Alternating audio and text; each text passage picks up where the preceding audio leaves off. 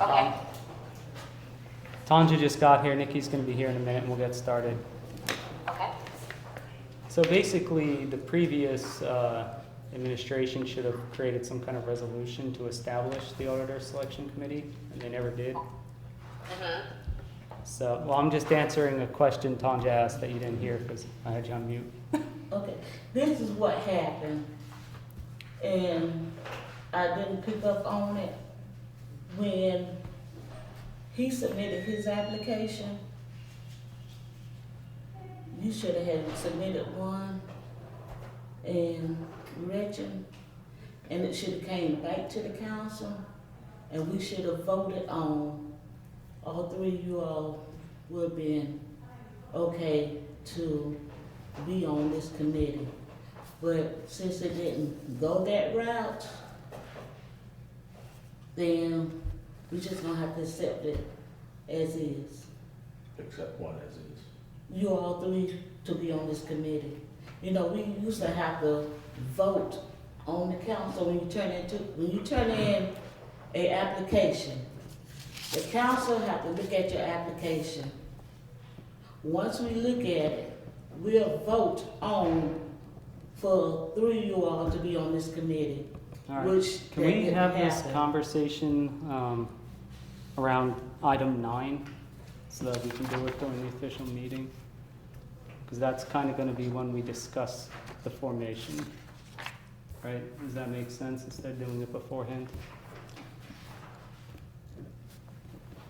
Let's just start with number 1. Yeah, but you still have to, All right. it Well, still have to be done in a regular council meeting. It would, Tanja, but all we're doing is essentially nominating ourselves, saying, okay, we're available. It's what it looks like to me, in item 5, and then you're still gonna end up voting on it in the end. Understand? all right, it's 6:05. We should probably get started. Well, you're going to, since this is officially a town council meeting, Oh, I thought it was a workshop. it's a workshop. It's a town council workshop. Would you still call it to order? I thought so. All right. So Leslie, do we have to call this to order or do we just begin? As a workshop, Yeah, as a workshop. I would go ahead and call it to order just for formality's sake, because, you know, we do need to have some sort of record of. Do you want to call it to order? If you want him to do it. See, I'm just, this is you all I think committee. Robert does it, because that's Okay. the way he did it before. So then I wish I'd prepared for that then. I am calling the Audit Committee and Auditor Selection Committee workshop to order. Then I guess let's stand for the Pledge of Allegiance. I pledge allegiance to the flag of the United States of America, to the republic for which it stands, one nation, under God, indivisible, with liberty and justice for all. No, we don't say amen anymore. Tanja, do you want to pray us in or no? He's running this, Oh, okay. not me. All right, are there any citizens from the, well, are we going to do any additions, deletions, or amendments to the agenda? So I have one amendment. Item 8 is not going to be a presentation for the review of the timeline. We're going to have a discussion. So, any other additions, deletions, amendments? Are there any citizens from the floor who'd like to speak?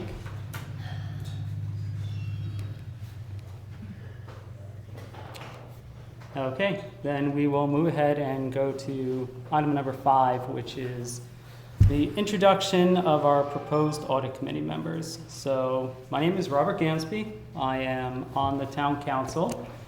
Probably seen me opening my mouth during several meetings. I actually have a background in business administration. I work for a large software company, kind of currently doing, for lack of a better word, I'll call it sales administration. But in an earlier life in this role, I worked, for a small company that was acquired, and as part of being in that small company, I pretty much owned everything in our RFP process. So this was from a response perspective. I'd receive the documents, I would create templates, fill them out, respond to questions, coordinate responses, and do pretty much everything for proposal management, from tiny, one-page RFIs that just required marketing material to massive documents that had to be bound in 2-inch binders and required, me to write hundreds of essay questions and answers and coordinate from every aspect of our company.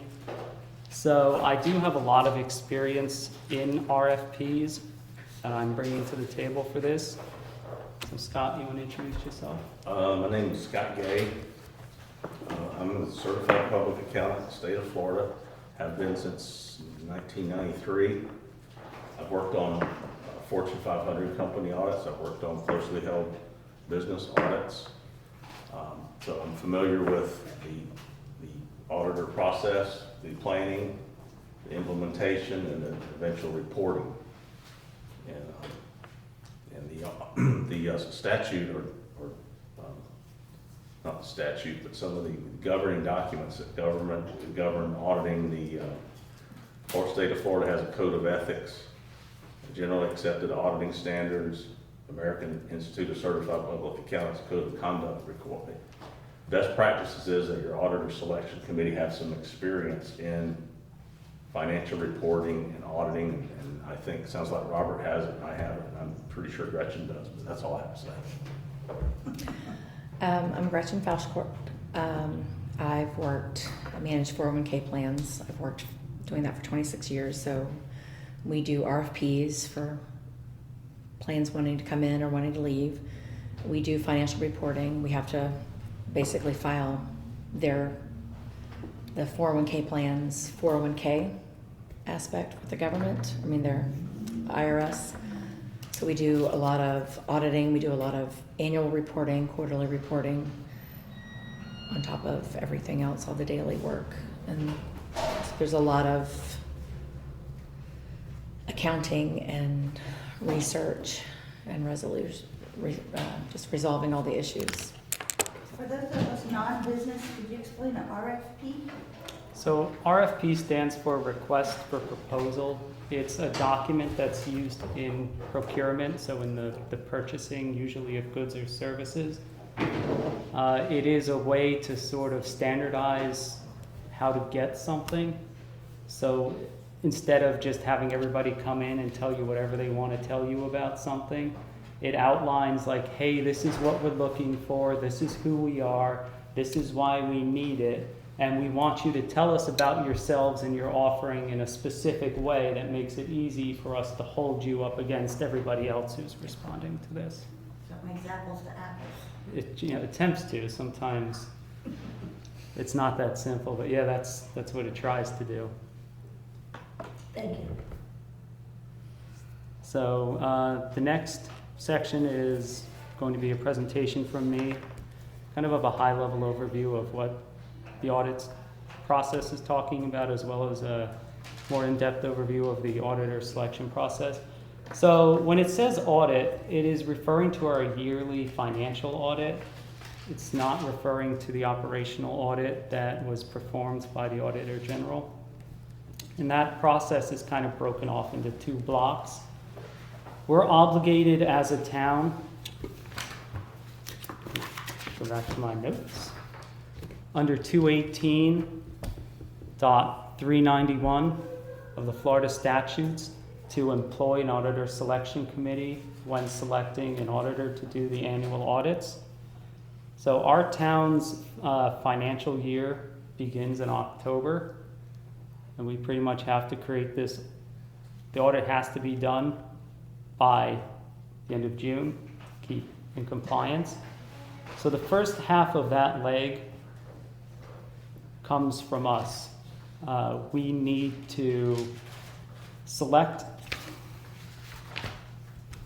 the auditor, and we do that by generating this document. We're the ones who are going to have to create the document, we're going to have to fill in the requirements, we're going to have to send it out to market, receive the responses, grade the responses, and then make a recommendation to the town council. It is ultimately the town council's decision on who we go with. Once that process is finished, the auditing process is handed off to what's called the audit committee. Normally, the audit committee is the management structure. It's the town council in our case, and it'd be the town council that works directly with the auditor for any to make sure they're on time. If they come up with any questions, and they want to ask those questions to see if there's any red flags that need to be resolved. So what we're proposing is that, and the GFOA handbook allows, do you know what GFOA stands for off the top of your head? Government Financial Officers Association. There you go.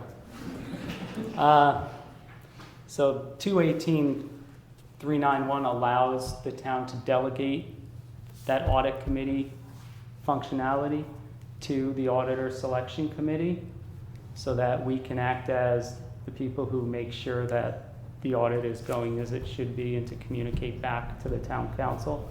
So since Scott is our financial guru in this, it'd be a good idea for us to have the auditor committee powers, because he'll be able to tell like what's going on with them and know how to interpret it. So that's kind of the process that we're So there's looking two at. parts of this. There's the picking the auditor, the 3 audit persons for us to choose from, and then there's you guys acting, getting all the documents and stuff in order. Is that correct? So the first phase of this is the auditor selection committee. That is us gathering the requirements and creating the RFP with the requirements, putting that RFP out to market, getting responses, grading responses, and then making a recommendation to the town council. And then the second half of that is the audit committee, which is making sure that the audit goes smoothly, basically, and to report any issues and findings that develop as they happen back to the town council, potentially with resolutions. Is that? Can you do a rundown on what the audit committee looks for and where it finds it? Well, we have that as presentation number 7. So, Tanja, this was a packet I handed out. So I'm going to move on to B. Renee, can you give this to Nikki? So you want to pass this out?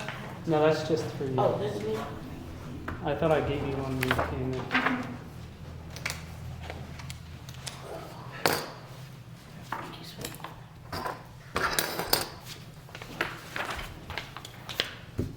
All right, so I'm going to go into the overview of the Audit Selection Committee.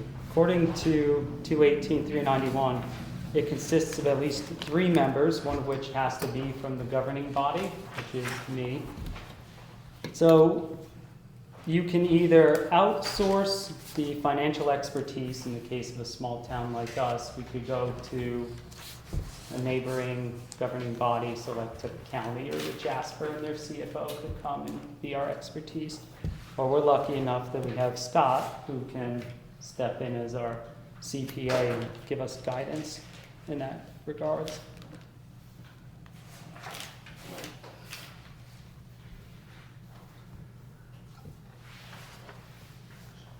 So we can create this RFP. There's actually a list of factors that we can take into consideration as to what we can select.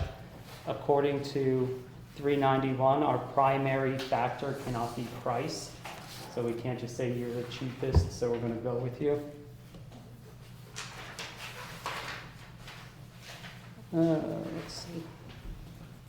So the ability of personnel, experience, ability to furnish the requested service, and pretty much any other factors that we would like.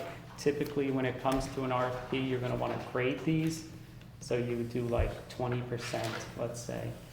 I provided the town council with an example of an RFP that we found.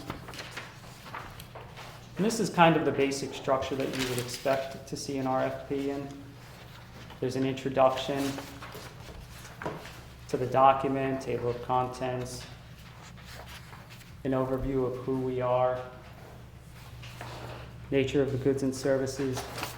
I don't want to get too far into the weeds because it'll be extremely boring. But there's 24 elements that we're supposed to consider, data points that are supposed to go into this document. One of the big ones, and I think one of the things that might have been missing a little bit by not having the auditor selection committee beforehand, is known control issues with the way that your financial processes go. And that's probably going to be something big that we're going to have to focus on, because we're going to have to really bring that into the attention of the auditor, so they can look at that stuff and tell us, okay, yeah, that's a big problem, this is what you're going to have to do, or no, it's not. But that is outside my expertise at the moment.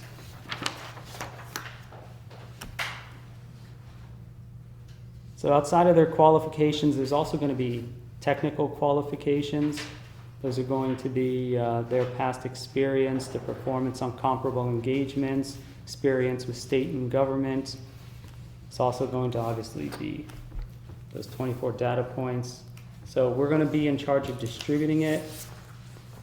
So my intro was just a little more meaty than I thought it would be, so I've covered some of this already. We're the ones who get to pick the channels for the distribution, such as local newspapers, publication in state societies, and certified public accountants. We can inquire with entities in the same region. We could mail them to firms that might be interested, which is something we probably want to do if we're not getting very good results.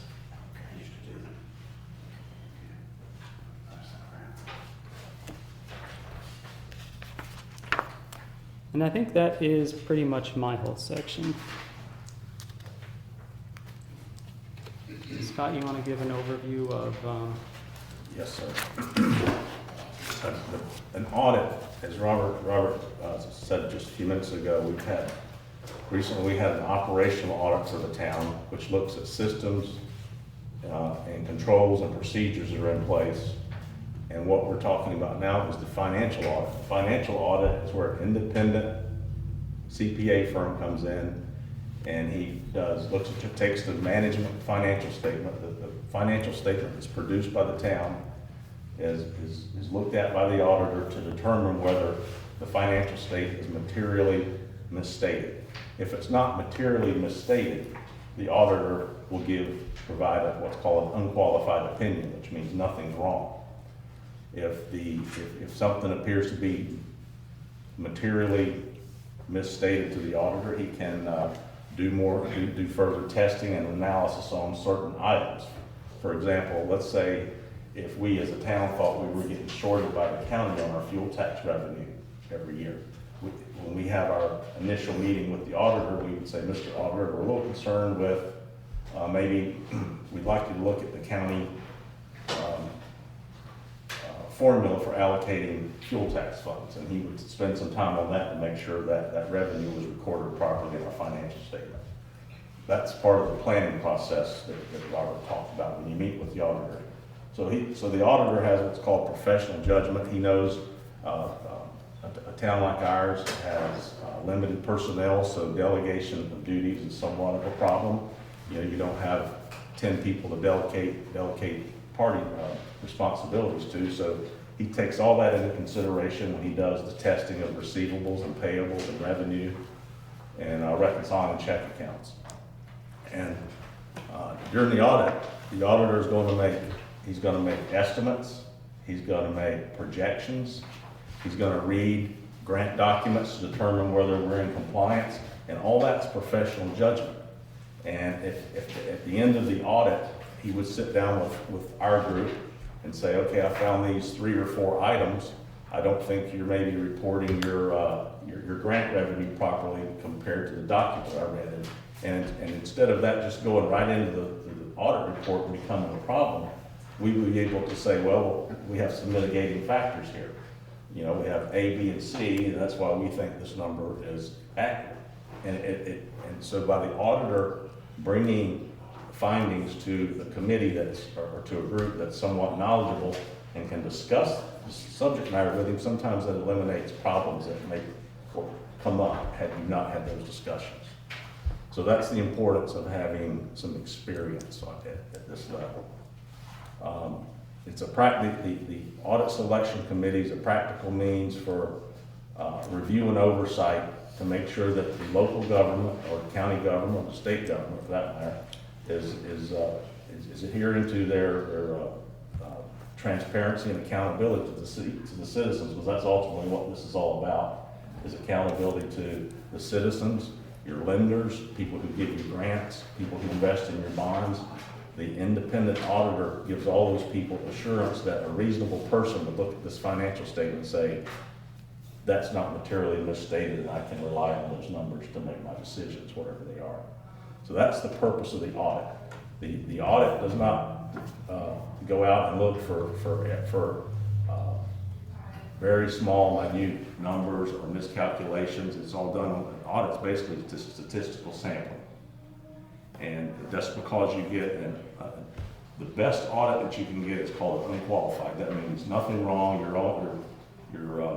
numbers are matched and they're consistent with generally accepted auditing standards, financial accounting principles. If you have something that's maybe just maybe a little misstatement, or maybe you interpreted a number wrong and your calculation of revenue was wrong, then the auditor might say everything looked good except this one situation. They miscalculated their water and sewer revenue, but it's really immaterial, and we think that really doesn't pose a hazard to a user of the financial statement. That would be a qualified opinion. An adverse opinion means that we found some really atrocious things, and we don't think that the financial statement that you have presented fairly presents your financial position. Or they can give a disclaimer opinion, which means we really can't make any informed analysis on your financial statements because your records are just atrocious. So those are the four choices an auditor has.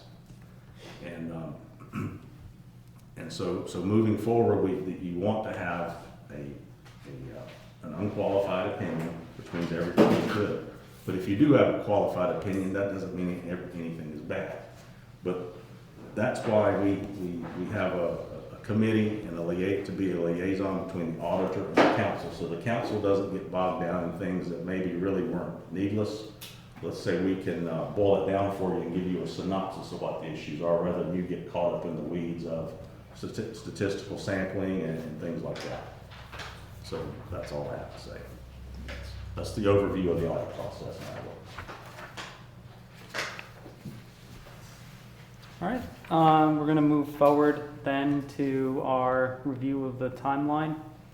I think this is going to be really more of a discussion, because we're going to need to start setting up some milestones for us to make sure that we're on track to getting everything done when it needs to be done. So our fiscal year begins in October. So I wrote ends October, but that wasn't quite what I meant. So would that be September 31st would be the last day of our 30th? There you go.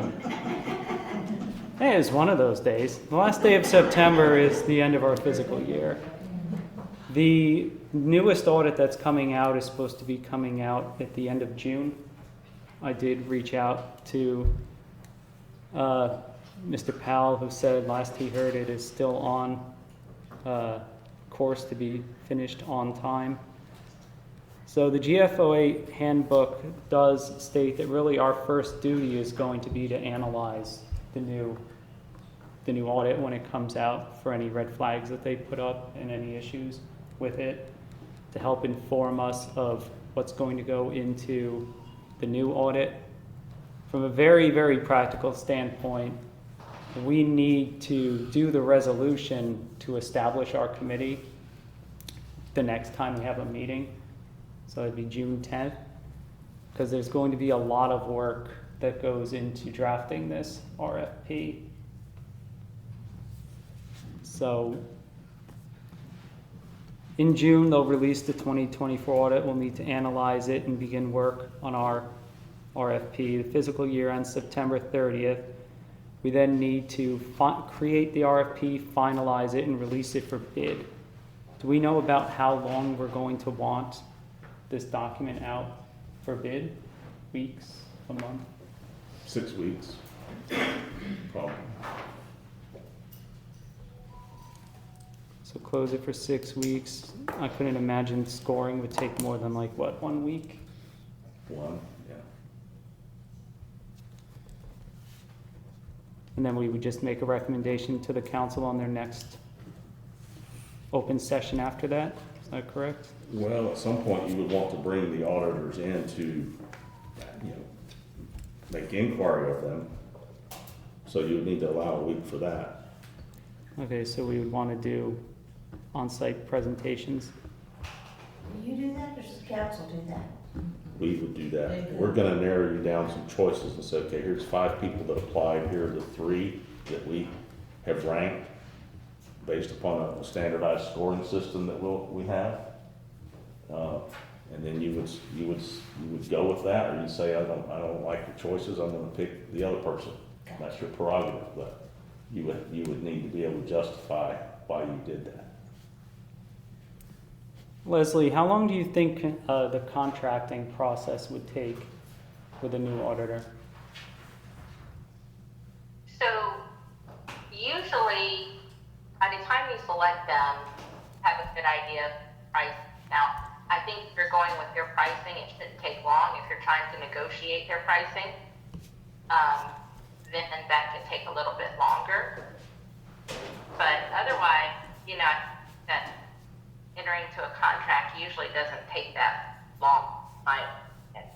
I do a lot of work with nonprofits, their finance committees, and when we're getting the ensemble, what seems to take, 2 to 3 weeks at max to get everything finalized.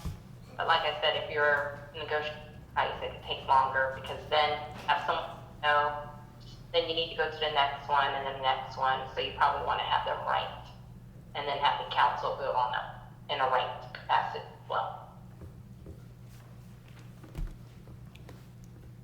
So we know we're working back from the end of June for when the document comes out. Do we know about how long it usually takes them to create it? Well, so usually an auditor would take, once he knew he had the job, he would take 30 to 45 days to plan the job. He would look at our prior audits. He would look at our current financials. He would, whatever other information might be available to him, so he could develop a audit program, so he would know when he arrives what he's going to do, what he's going to look at. So let's give that. It would take him 6 weeks to plan his audit, and then he would do what's called starting field work, which means he would come to the town and actually start working on whatever documents were available for him at the town, and that's usually your field work, which we'd say that would be 60 days.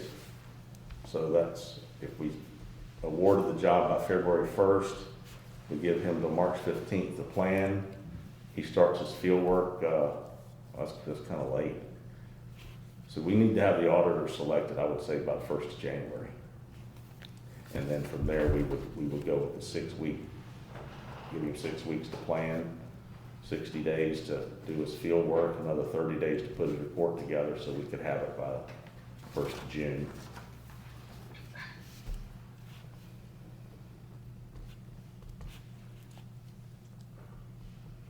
So is this audit you're talking about for 25 or for 24? This would be for the period ending 9/30/25. The one, we're not there yet, but we're planning the process.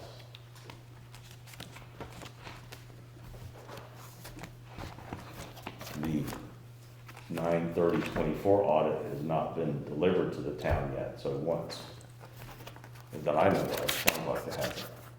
And No.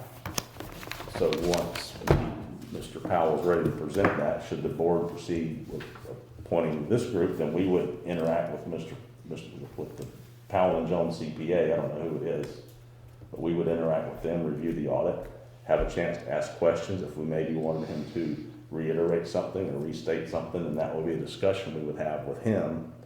and he would use his professional judgment on whether we were right or wrong, or whether we needed to present something different. So that's not Mr. Powell himself, that's the other part of Powell?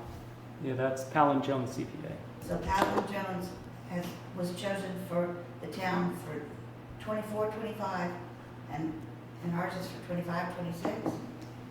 Correct. There is a Our- contract with Powell and Jones CPA for 9/30/22, 23, and 24. That contract was renewed from a previous contract with Powell and Jones CPA. You can read that in item number 11 on the operational audit. We'll give you the background on that. The standard term is supposed to be for 5 years, correct?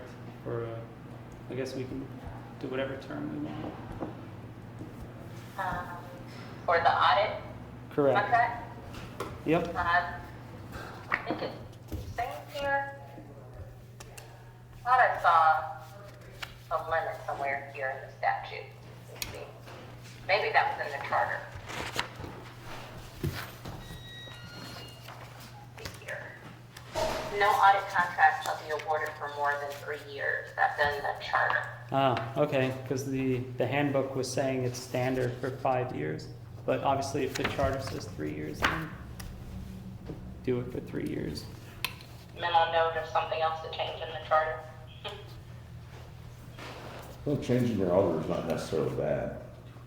Or changing the charter, yeah, no, it's not. But for now, we'll have to go with 3 years. I think I have enough information now to hammer out a timeline for us that I'll bring in June when we do the vote or to our first meeting. So we can move on to the resolution. I'm going to take this on a little bit of a sidebar, I guess. Do we need to have people apply for the audit committee, or can we use me, Scott, and Gretchen? Oh, you're asking me? I was asking you, but Tanja was answering, so let's. Oh, go ahead, answer, let me look at something real quick. Yes, what you have to do is, you have to put in the application for this committee, because it's a nonprofit, you don't get paid for it.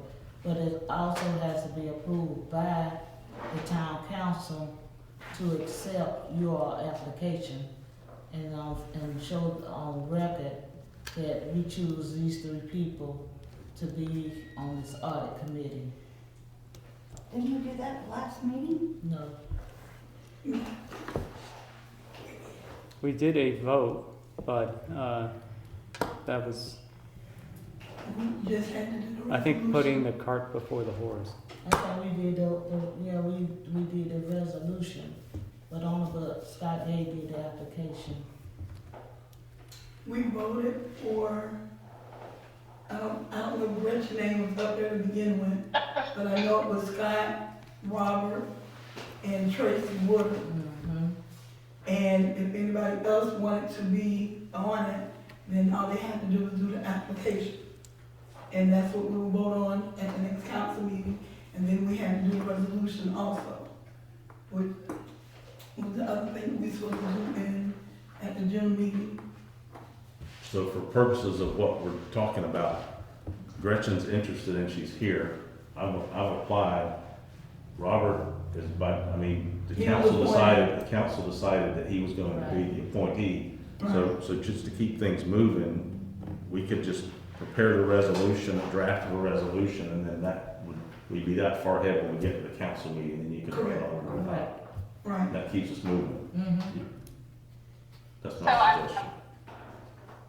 This policy of having individuals apply, is that established somewhere as a policy of the town council or just as a practice of the town council? So I know that there's, I don't have it on me, so I'm gonna bring it, a handbook of Yeah. procedures for established committees. But those all run through October, and we're not waiting till October to put people on this committee unless we just don't want to Every succeed. October, then somebody, if you want to continue The on the audit committees, committee isn't listed in that document. And Who's- so I don't think that process, and I'm not too sure if I see a process here that requires application. But the auditor selection committee is not listed as one of the committees on the policies and procedures for boards and committees. So a vote by the council, like was done at the last meeting, should be sufficient for establishing, or just moving forward with the resolution that we'll put forth at the next meeting. just for clarification, excuse me, when they say application, it's not like a job application, all it is a paper where the interested party put their name, address, and just say why they would like to serve on that committee. That's all it is. And I think, that's certainly not a bad idea to do something like that, but it's not, the auditor selection committee is not listed as one of the committees that this applies to. And even looking at this, it mentions each year that the council can nominate people to serve on a committee. But I don't see here where that submitting, basically, the piece of paper that you're referring to is required. Yes, Scott? The auditor selection committee is the only committee that's required by state statute. So it's somewhat cumbersome to make that committee reapply every September 30th, because September 30th, you're into your critical time to select an auditor. So by resolution, we could establish a different date, but to make your auditor selectees, committee selectees, renew every September, it hinders you. Maybe January 1st would be a Well, better time. it's not saying that you have to renew every September, but by October the 1st, whoever wants to be on whatever committee, to my understanding, because the new fiscal year starts in October, whoever wants to be on whatever committee is supposed to, I guess, fill out the form by October 1st. It doesn't say that it starts in October 1st, but you can do it in January, December, or whatever, but by October, they want to have all the committees, I guess, done. So they could do it early? Well, this is a. Yeah, because it said, if I'm not mistaken, the wording said by October. So this is a different type of committee, Nikki. This is required by statute, Right. and we're trying to back into a time to select the auditor so we can get our audit done in time. So if we could, in this resolution, if we could set a time that the people serve, 2 years, or a time that we start every year, but you need to know you have continuity with your auditor selection committee. So I think, Leslie, you could handle this with in the resolution, with and name the specific people, so that, because with this committee comes more responsibility as well. So does this resolution include names or just titles or what?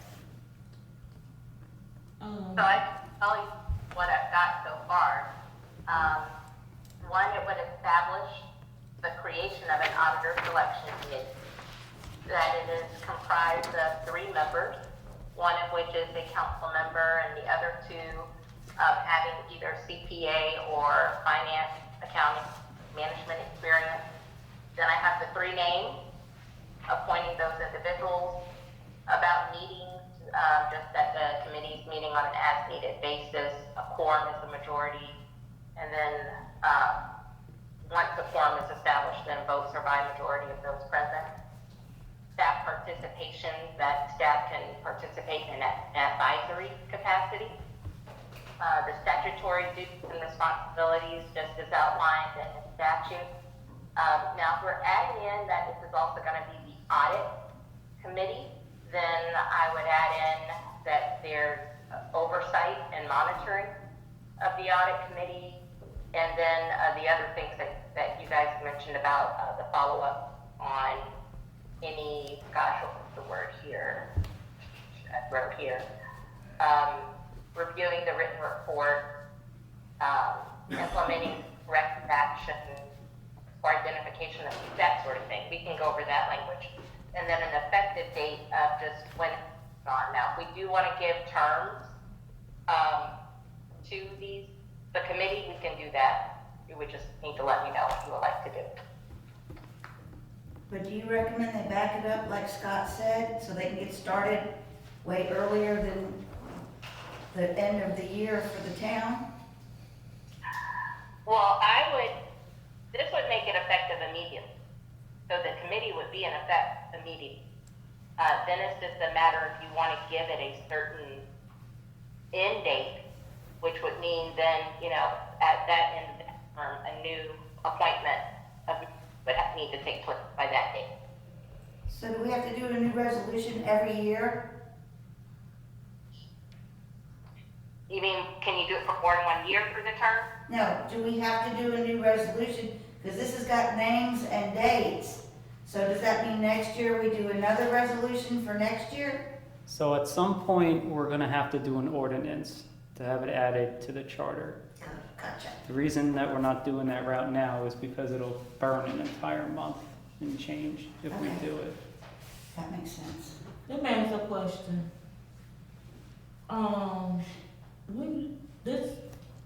You, Tracy, and Randolph, was that the first time that this committee came up? We had our first meeting, early July of '24, and we never had another one. Okay. But during that time, Randolph was not a council person, so I don't know if that means we ever really had a committee, because by definition, he should have been the chairman.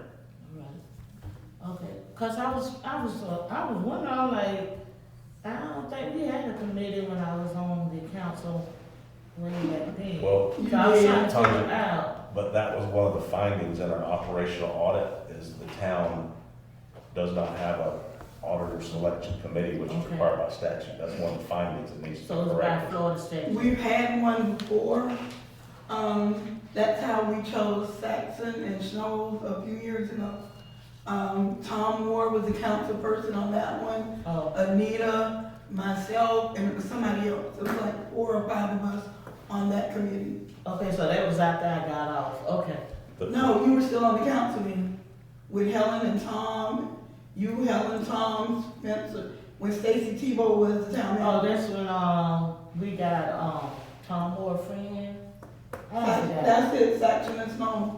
But we've had those committees before. The last time the town had an auditor selection committee was for the audit that was done as of 9/30/18, or maybe 19.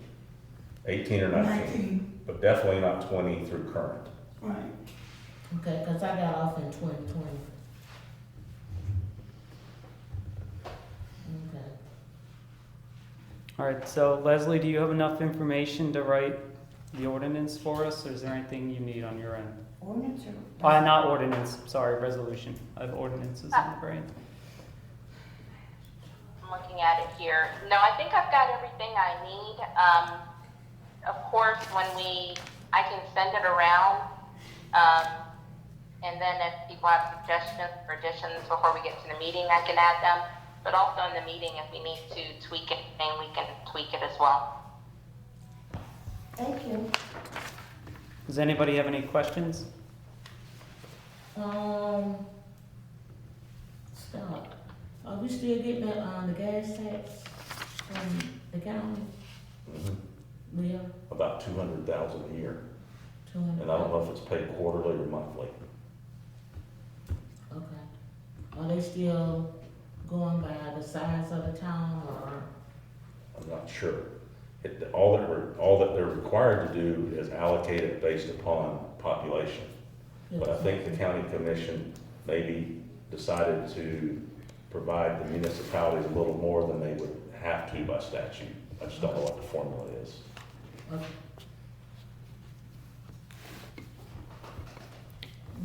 That's all. Anybody have any comments? questions? Once we're established, if we're established, I mean, it may be that we need to meet weekly for a period of time to get things rolling. So what happens is an auditor right now is planning what he's doing next spring. So if you wait till February to try to hire an auditor, you're gonna get what's left. I've dealt with enough RFPs in my life to know we're not waiting till February. But I'm just saying, they're planning next year now, so that's why we need to get in the queue. So can you run through the timeline, anything, again? Well, right now, it's a pile of notes in blotchy ink. You have a general idea of how far we're out. So we want to be wrapped up, so we want to have somebody selected, contracted, and ready to go by the 1st of January, right? So the newest audit is supposed to come out at the end of June. So by the 10th, we would like to get our resolution creating the auditor selection committee and the audit committee powers delegated done. The audit will come out the 24th. We'll do an analysis of the audit. Scott, do you think we need to meet before the official release of the audit with the auditor? Well, if the committee is established, then the auditor would present the audit to this group so we can ask him questions, ask about some of his decisions, some of his samplings, what was his scope of work. For example, an auditor might say, I'm not gonna look at anything under $1,000. So if an error is under $1,000, they just discount it. But it doesn't mean that we would want to discount it. We would want to know about errors under $1,000 and maybe have him do some extra work, but it wouldn't impact the audit because of it's not, $1,000 would not be material to our financial statement, or whatever the number is. I'm just pulling $1,000 out of the air. But that way we get the benefit of some of the work that's done, but it doesn't hold up our audit for something that's immaterial. So when Powell & Jones brings you an audit, then you guys go through it for this year, and then you're creating, in the same scope, you're creating one for next year? No, we would look at the audit that he's going to present for the year ending 9/30/24. And we would say if he had any findings, things that weren't right, things that were good, things that we corrected, he would point all that out and we could have discussions with him. So that when he comes to present it to the council, by that time we have debriefed you and said, okay, here are the things that we see that might be concerning or that you need to make inquiry about, because he doesn't have to answer to us, he has to answer to you. So we could suggest you some things. Maybe we need to ask him this, this, and this. Or maybe we need to declare. Well, I mean, the audit's due by June 30th to be filed with the Auditor General. So sometime probably between June 10th and June 30th, he's gonna want to present the audit. But in this case, now he would present it to this group. Okay. And then we would have a special meeting and say, council, here, after our discussions with the auditor, he's got a finding, let's say we didn't have some receipts for equipment purchases, let's say. And he may have to make a modification to his audit report. But if we didn't think it was significant, we would have a chance to argue and say, Mr. Auditor, that's really insignificant, doesn't merit a qualified opinion. So then we would debate, and I would say, here's the auditing standard that I'm relying on to say that's really shouldn't be a separate item in our report, whatever the case may be.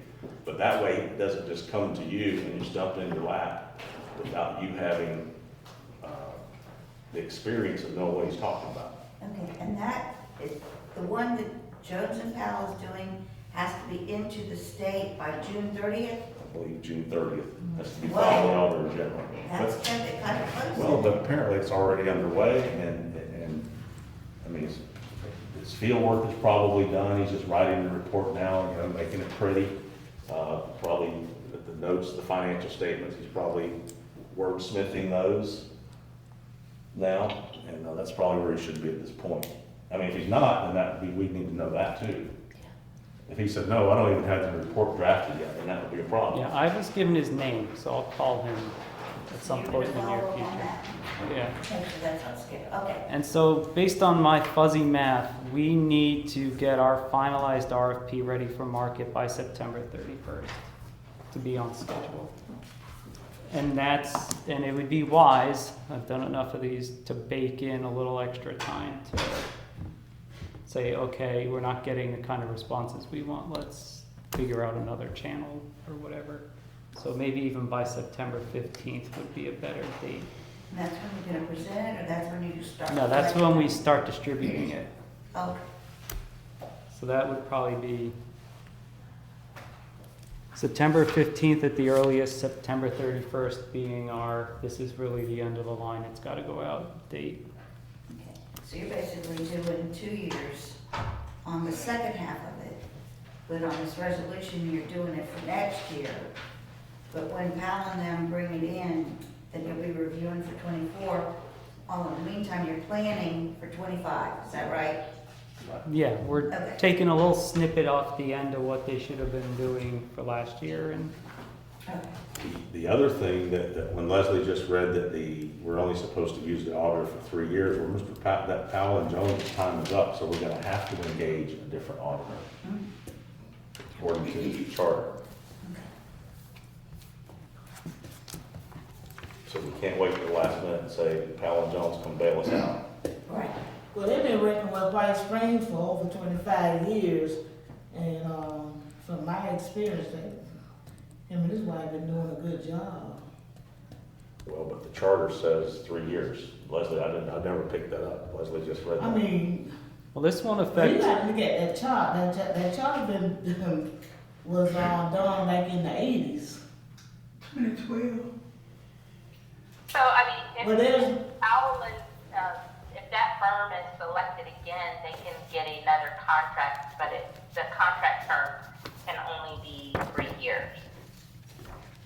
So that's just about the contract term. If they are selected again by the town council, then they're selected again by the town council. But after going through this process the way it's supposed to go. So they're not limited to 3 years, they just have to reapply after 3 years. Right.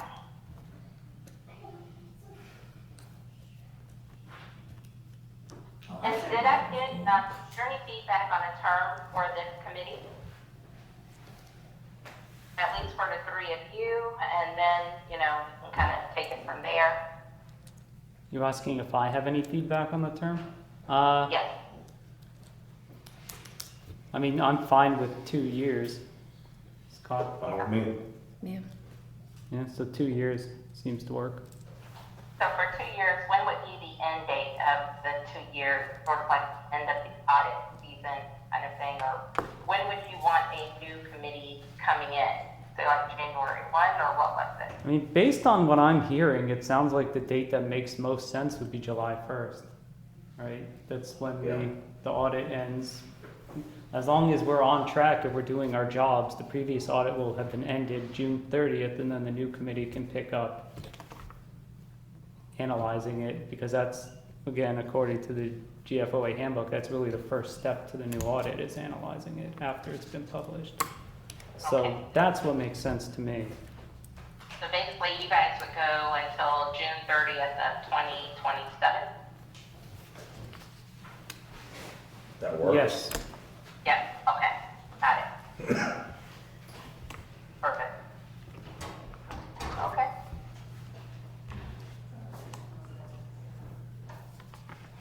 And, Robert, I probably have them, but if you can text over Scott and Gretchen's emails, then I can send this, especially for the audit committee, I definitely want, you Scott to take a look at it and see if the wording is right, and if add anything else. Okay. That's the question. Yes? Robert, you're on the council and you're representing the council on this. Is there going to be any conflict with your term and this term of the committee? So the short answer would be, if I don't run again next time, and I leave the town council, then yes, there would be an issue. They would need to fill my spot, because it needs to be somebody on the council. He's only doing what a 1-year term. Only on the 1-year term. I have not committed to running again, but I don't see how we're gonna fix everything in 1 And year. what about putting Tracy back on? Is she not? I don't think she's interested. Okay.